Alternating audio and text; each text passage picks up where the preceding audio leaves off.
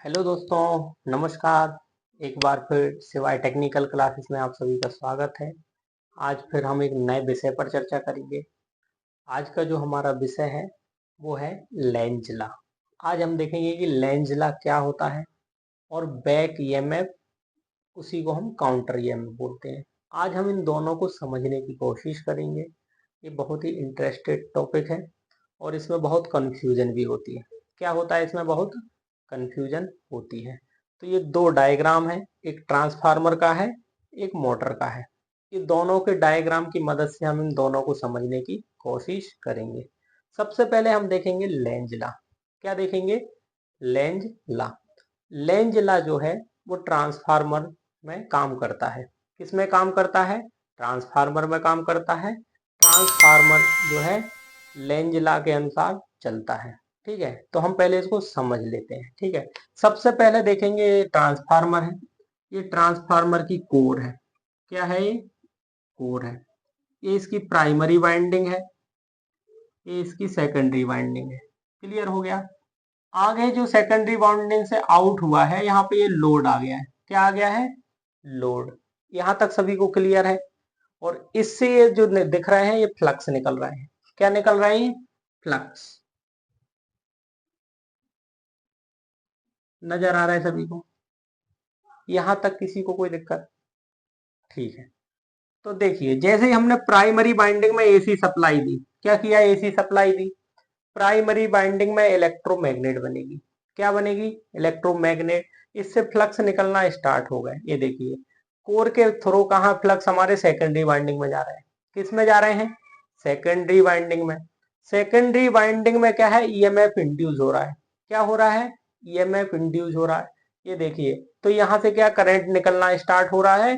और यहाँ पे जो भी हमारा लोड है, कोई बल्ब हो सकता है, कोई फैन हो सकता है, कुछ भी हो सकता है, फिर उससे घूम के वापस कहाँ आ रहा है? इधर आ रहा है। ये हमारे जो फ्लक्स निकल रहे थे उनका डायरेक्शन कहाँ था? ये देखिए, नीचे की ओर है। सभी को दिख रहा है। लेकिन जो लोड है उसका डायरेक्शन कहाँ है? ये देखिए, ऊपर की ओर है। सभी को नजर आ रहा है? हाँ, कहाँ है? ऊपर की ओर है। तो ऊपर की ओर है। जो हमारे फ्लक्स आ रहे थे उनकी दिशा कैसी थी? नीचे की ओर थी। लेकिन जो लोड है उसकी दिशा कैसी है? ऊपर की ओर है। तो जिसके कारण, इस फ्लक्स के कारण ये पैदा हुआ है। किसके कारण पैदा हुआ है?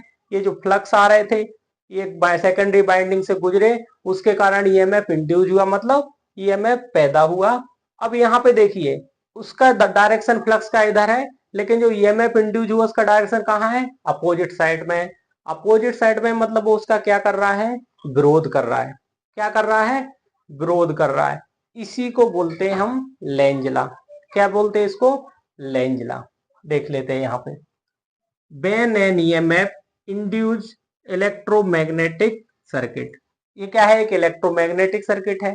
इसमें जो ईएमएफ इंड्यूस हो रहा है वो क्या कर रहा है? जो करंट सेटअप ऑलवेज अपोज। ये देखिए, इसमें जो क्या है, जो फ्लक्स निकल रही है, जो फ्लक्स चल रही, इसमें जो करंट उत्पन्न हो रहा है उसकी दिशा क्या है? ये है। तो ये क्या कर रहा है? जो हमारे मैग्नेटिक फ्लक्स है उसका क्या कर रहा है? अपोज कर रहा है। Oppose the motion of change of current produce each. मतलब दोनों कॉइल में क्या है? ये कर रहा है, इसको अपोज कर रहा है। क्या कर रहा है?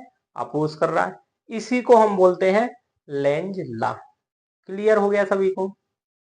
अब देखेंगे हम बैक ईएमएफ। तो बैक ईएमएफ हमारा किस में होता है? मोटर में। किस में होता है? मोटर में।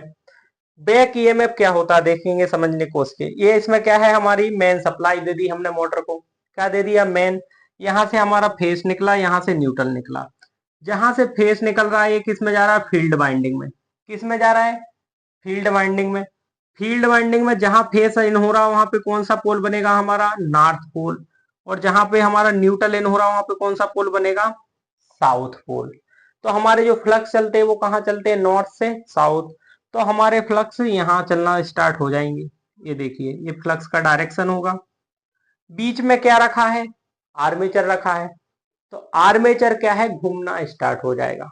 क्या हो जाएगा? आर्मेचर घूमना स्टार्ट हो जाएगा। और आर्मेचर भी क्या है? एक कंडक्टर है। आर्मेचर क्या है? एक कंडक्टर है उसके अंदर कॉपर की बाइंडिंग होती है। क्या होता है उसके अंदर? कॉपर की बाइंडिंग होती है, जिसके कारण इसके अंदर भी क्या है, ईएमएफ इंड्यूस होगा। क्या होगा इसके अंदर? ईएमएफ इंड्यूस होगा, लेकिन उसकी जो दिशा होगी वो अपोजिट होगी। कैसी होगी? दिशा अपोजिट होगी। तो ये क्या है? इसी को बोलेंगे हम, इस प्रक्रिया को बैक ईएमएफ या काउंटर ईएमएफ। क्या बोलेंगे इसे? बैक ईएमएफ या काउंटर ईएमएफ। मतलब जिसके कारण इसमें जो वोल्टेज दिया, वोल्टेज के कारण फ्लक्स निकले, फ्लक्स निकलने के कारण आर्मेचर घूमा, लेकिन जिसने उसको पैदा किया, जिसने उसको जन्म दिया, जिस वोल्टेज ने, वो उसी का विरोध कर रहा है। यहाँ पे क्या कर रहा है? उसी का विरोध कर रहा है। इसे बोलते हैं हम बैक ईएमएफ या काउंटर ईएमएफ। अब इसको समझने की कोशिश करते हैं।